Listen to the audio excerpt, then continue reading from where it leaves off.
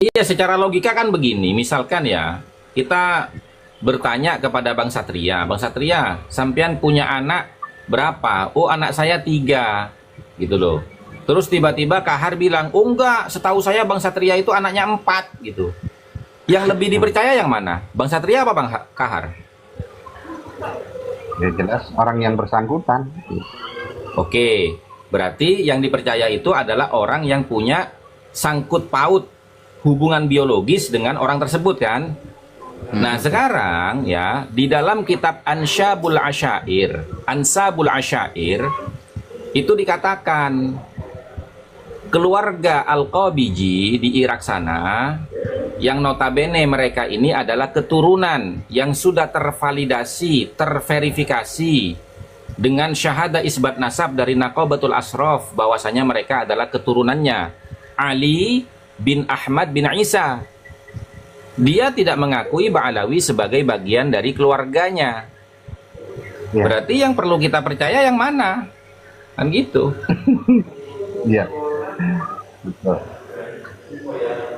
Bahkan di situ dikatakan kakek saya Ahmad bin Isa itu hijrahnya ke Indunus bukan ke Yaman. Nah, bagaimana itu? Coba. Nah, sekarang jangan marah sama kita. Jangan nyari kita. Datangi keluarga Al-Qabiji di Irak itu, persekusi sana.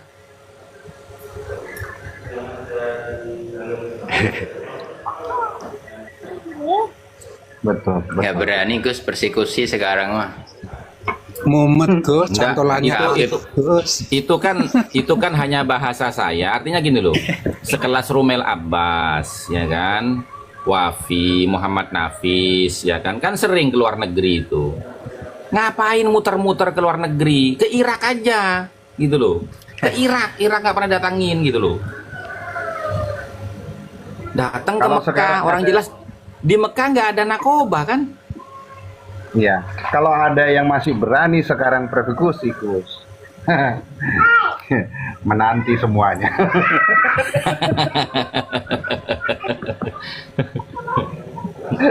Mantap, mantap, celengannya udah banyak gitu. Itu kitab-kitab keramat itu. Kitab-kitab keramat itu.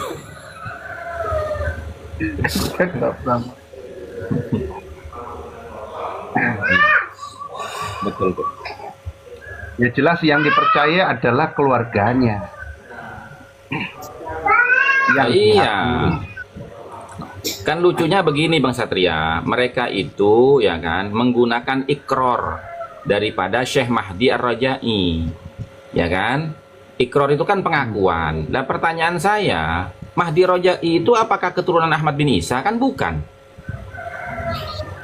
Nah, sekarang ikrornya Mahdi Rajai dengan ikrornya keluarga Al-Qabiji lebih dipercaya mana? Ya keluarga Al-Qabiji kan yang jelas keturunannya Ahmad bin Isa. Kan begitu. Yang jelas. Iya. Tapi ini ada pertanyaan liar Gus. Pertanyaan gini, lah kalau dia itu nikah siri nggak ada yang tahu, terus anaknya itu bagaimana? Itu pertanyaannya Gus. Nah, kalau urusan begitu itu, ya yang bisa menjawab itu atau yang bisa menjinakkan keliaran itu adalah Bang Satria.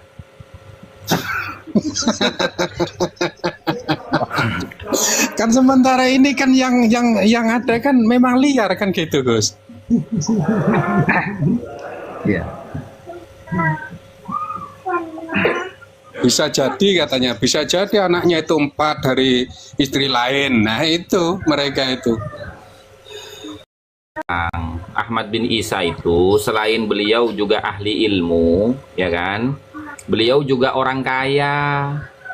Dan zaman dulu itu, ya, tidak seperti zaman sekarang. Kalau poligami ngumpet, enggak zaman dulu. Ya. Iya, iya. Beda sama zaman sekarang, model-model Let's Jaya gitu kan, Bang Aji, ya kan, Pak Satria itu beda, ngumpet gitu loh. Suami takut istri ya. Nah, tapi kan begini Gus, kan Ahmad Isa itu kan an-nakib kan seperti itu. Lah iya. Tidak mungkin dia tidak akan mencatat keturunannya sendiri gitu loh. Lah iya, masa dia sibuk mencatat keturunan orang lain sementara anaknya sendiri nggak tercatat, itu kan botol. Kan nggak mungkin seperti itu. Ibaratnya nih begini, Bang Satria ini ya kan kerjanya di Dinas Dukcapil gitu kan. Oh, Kan nggak mungkin kalau anaknya nggak punya KTP. Sono bompong ngapain? Ya kan? orang lain aja diurus apalagi anaknya sendiri. Lah itu dia logikanya, itu kemana nih anip. Atos. Ini baru sederhana menggunakan logika ya, logika berpikir.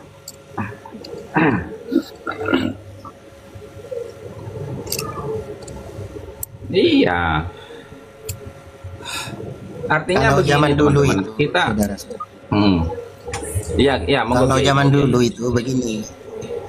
Kalau zaman dulu itu niat, maksud dan tujuan daripada ulama-ulama mutaqaddimin itu menikah lagi itu demi untuk menguatkan keturunan dan memperbanyak umatnya Rasulullah, terutama Betul. orang-orang yang alim. Karena di dalam beberapa makalah di dalam kitab-kitab ada sebagian para kabairul ulama itu mengatakan justru orang yang mempunyai nasab baik dan ilmu yang tinggi itu yang seharusnya memperbanyak keturunan karena untuk melanjuti estafet kepemimpinan berikutnya. Nah, seperti Betul. itu. Jadi Sangat. tidak mungkinlah ketika kita punya logika yang sehat, tidak mungkin para akabir itu menyembunyikan perkawinan-perkawinan yang telah dilakukannya, apalagi menyangkut anak keturunannya. Tidak mungkin disembunyikan. Beda dengan orang sekarang. Beda. Betul. Justru Kang, yang- tega untuk menyembunyikan darah yang dagingnya. panjang. Gitu loh. Tak, Iya, kenapa narasinya saya kasih panjang biar hostnya cepet-cepet. Enggak. Itu Bang Satria. Haji Didingrat itu dalil pembelaan dirinya itu. Enggak, yang panjang biar hostnya cepet bukan cari. pembela. Kalau zaman sekarang orang nikah lagi itu justru banyak kasus-kasus yang semrawut. Kenapa sebabnya? Menikah bukan demi untuk intisyar, ya kan, intisyar dan memperkuat umatnya Rasulullah, akan tetapi justru mendegradasi dengan menyembunyikan anak keturunannya yang notabene itu adalah darah dagingnya. Nah, ini kan terbalik. Jadi tidak masuk akal dan sangat jauh panggang daripada api ketika orang-orang soleh terdahulu itu menyembunyikan ataupun tidak mencatat anak keturunannya. Tidak mungkin, mustahil, la yumkinu. Berarti secara tidak langsung ya kan, pernyataan seperti itu yang dialamatkan kepada Sayyidina Ahmad bin Isa ya kan, bin Muhammad An-Naqib ya kan, bin Ali Ar-Uraidi, itu adalah pernyataan yang menghinakan Ahmad bin Isa bahwasanya dia telah berlaku zalim menyembunyikan anak dari istri yang lain. Na'udzubillah summa na'udzubillah. Hati-hati teman-teman. Iya. Dan tujuannya Udah ada jawabannya ya, Let. intisar nasl kan seperti itu, menyebar-banyaknya keturunan. Kalau sekarang itu bukan Iya. intisar, hanya nasruh tifli atau nasrul Enggak, madni. ada lagi tujuan utamanya kalau yang sekarang cari sandaran. Betul, hanya nasruh gitu loh, bukan intisar. Tuh, Jadi katanya begitu. Dancing and Moon, Gus, itu artinya anaknya Nazi. Dan dulu Gus ya, Bisa itu loh. ketika nikah lagi Kamu malah atau lebih parah, Dancing. Kamu kalau begitu tuh lebih parah. Kamu menuduh Ahmad bin Isa berzina. Wah, kamu Dancing. Istighfar dulu, istighfar. Dancing ini. dan ketika dulu punya anak pasti dipertanggungjawabkan gitu loh, bukan kayak sekarang cerot kanan sana cerot selatan utara, punya anak ditinggal gitu. Setiap Itu kota maksudnya. punya anak cuman ditinggal. Ya namanya wali Pentagon kan. Biasalah. Assalamualaikum. Waalaikumsalam warahmatullahi wabarakatuh. Bang Haji, kebetulan saya kumpul sama sepupu saya nih. Barusan nanya, Aku kena. intisar itu apa? Intisar Aku itu apa kena. katanya? Aku Hah? intisar. Intisyar. Ya apa? Benih asyro. Intisar. Intisar iku beber karpet, Ya Kang. itu intisar niku. Nek jenengan karpet. nek jenengan dereng ngertos, intisar niku tabur benih sana sini. Betul, tabur benih itu. Ya kan sawahnya banyak. Sawahnya kan Istrinya satu banyak. berarti. Di Jember satu, Betul. di Madura satu gitu ya. Di Bali satu, di Jakarta satu ya. Ya, yang penting inzal, yang penting inzal itu aja sih kalau sekarang sih ya. Teman-teman. Itu garomahnya wali Pentagon seperti itu emang. Inti gimana sih? Garoma. Betul. Itu Garoma. garoma Pentagon itu. Awas, Iya, garomahnya itu, awas garomahnya. saya itu, laporin ya. garomahnya. Siapa yang bilang kualitas Pentagon saya laporin. Lah kan memang garomahnya wali Pentagon itu. Kamu nggak tahu Pentagon? Makanya sekali-kali itu kamu mainlah ke Pentagon biar kelihatan tuh wali-wali Pentagon siapa saja gitu loh. Kemudian ini gimana? Kok mau melaporkan saya tentang wali Pentagon? Nah, wong wali Pentagon emang ada kok, wali murid aja ada. Gimana sih? Deliknya itu apa gitu loh? Coba deliknya itu apa? Ya deliknya menghina wali Pentagon, Gus. Loh, yang menghina siapa? Justru saya membela. Itu garomahnya wali Pentagon. Justru saya membela kok menghina. Iya, mengakui karomahnya itu, memuliakan itu. Artinya apa? Kan gini, rata-rata kalau wali itu kan makomnya tajrid, ya kan? Tajrid itu nggak perlu kerja, semuanya sudah tercukupi, ya kan? Makanya dia itu nggak perlu menafkahi. Kenapa? Karena garomahnya nanti yang menafkahi gitu loh. Iya. Begitu. Bisa kayak ndak tahu.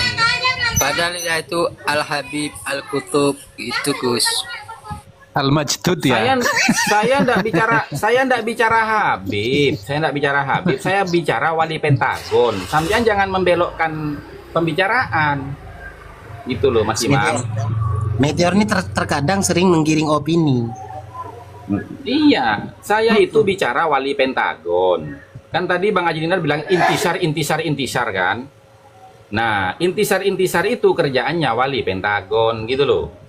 Saya enggak bicara Habib Al-Kutub apa enggak saya. Gitu loh. Kerjaannya Ada topik. urusan itu mas saya itu. Bukan Al-Kutub tapi Hajar Al-Kutub. terus, Kang Imam. Topik Al-Ngedabrus.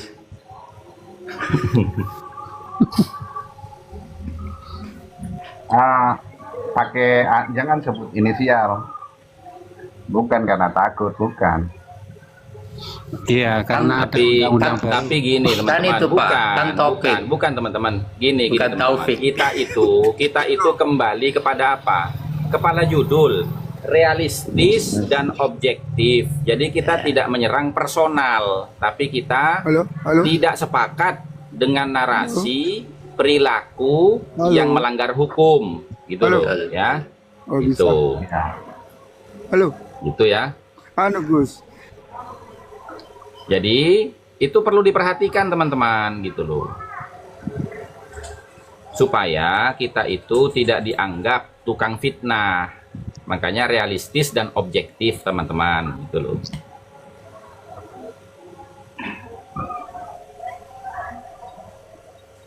Loh iya benar itu, benar. Saya aja teman-teman punya garomah teman-teman gitu loh. Ya kan? Air susu saya itu bisa membuat perut orang itu menjadi kembung. Terutama wanita. Susu yang mana, Gus? Apa susu yang bikin kemarin malam itu? itu Ya, pengacaranya iyalah, bingung susu basi itu. itu. Sebentar dulu. Iya. Itu pengacaranya bingung mau mentafsirkan, itu masih menghayal dulu. Apa maksudnya? Persis. Iya, saya langsung nangkep. Ini yang cocok apa ini untuk mematahkan omongannya ini?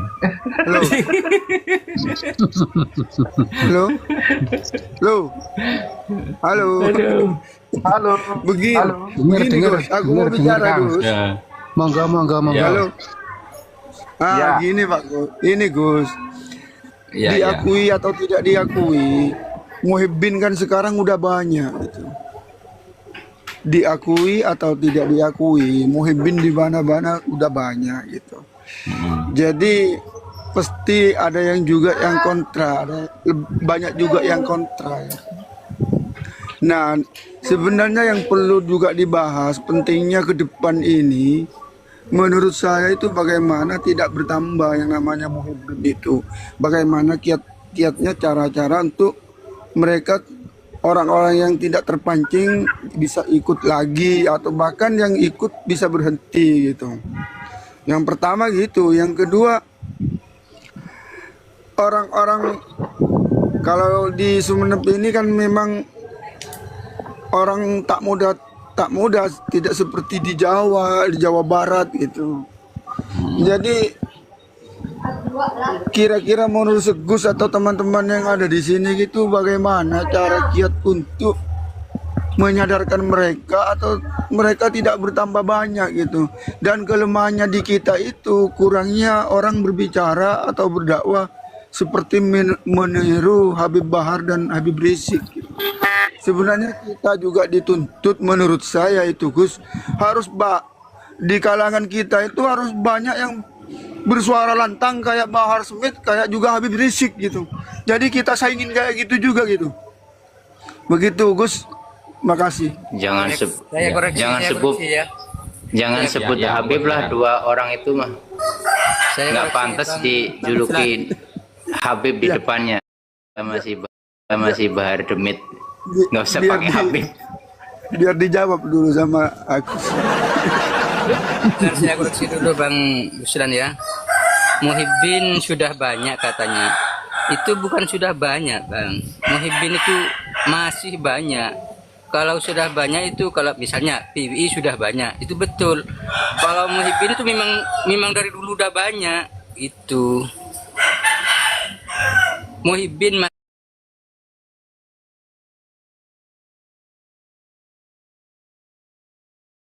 masih banyak, itu betul. Dari dulu sudah banyak. Tapi sekarang Muhibbin masih banyak gitu. Mohon, Iya. ini. Iya. Monggo dilanjut. Iya. Iya, Ayo. jelas panas lah. Tuh ada yang komen, panas ya dipanggil Habib. Iya jelas panas. Si Rizik sama si Bahar Demit nggak pantas sama sekali depannya dikasih Habib. Begundal. Iya, dijawab dulu lah. Dijawab dulu gimana gitu. Ya jelas ini Gus. Ya ini kita berkomal-komal begini kan sedang memberitahu kepada orang-orang kita yang masih meyakini biar sadar, yang belum terdoktrin biar tahu, begitu Gus.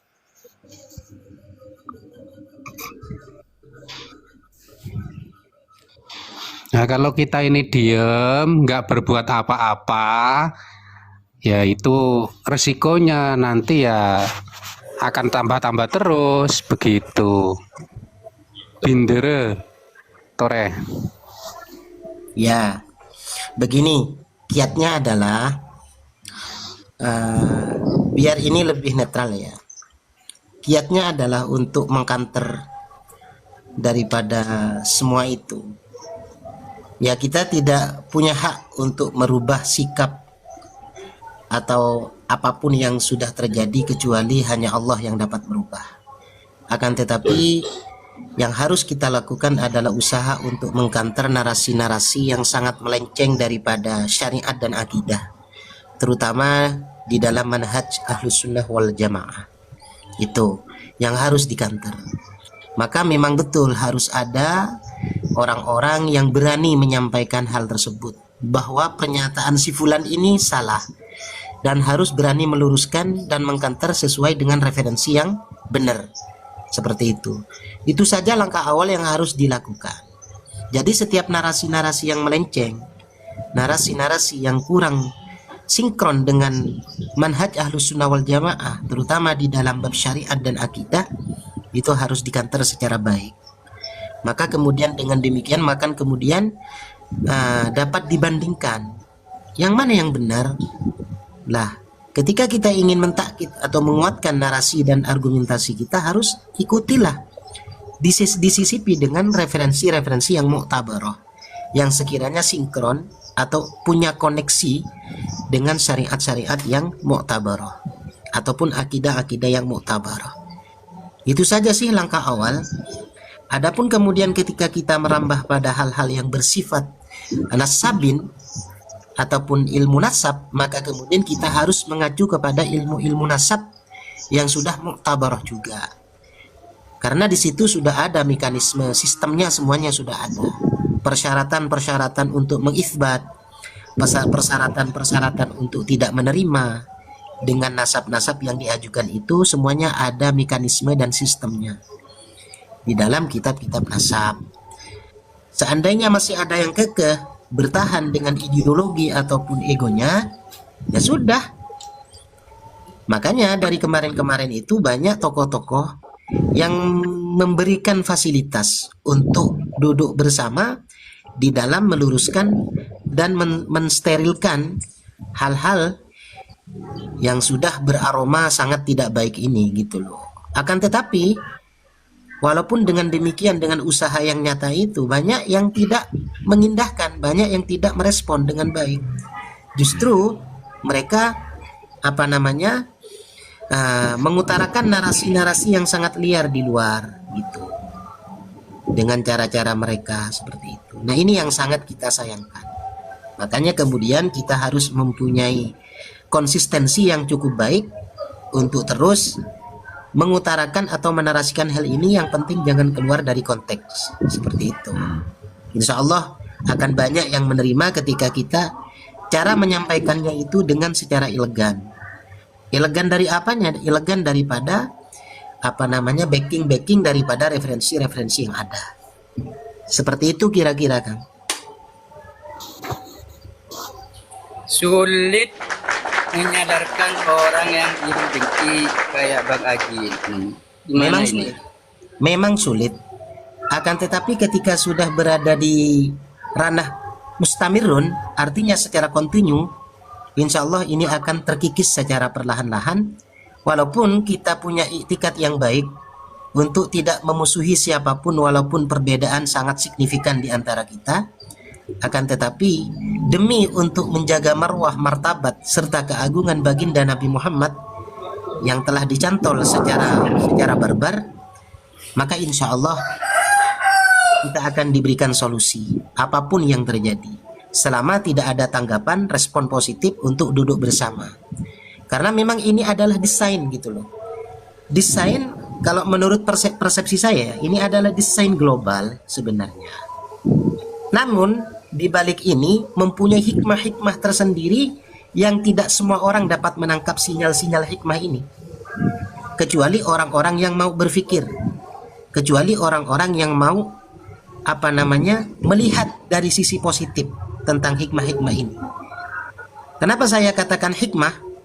Dikarenakan sudah banyak kemajuan di dalam konteks berpikir bagi anak bangsa ini, terutama yang mempunyai background pesantren, background intelektual, background keilmuan seperti itu.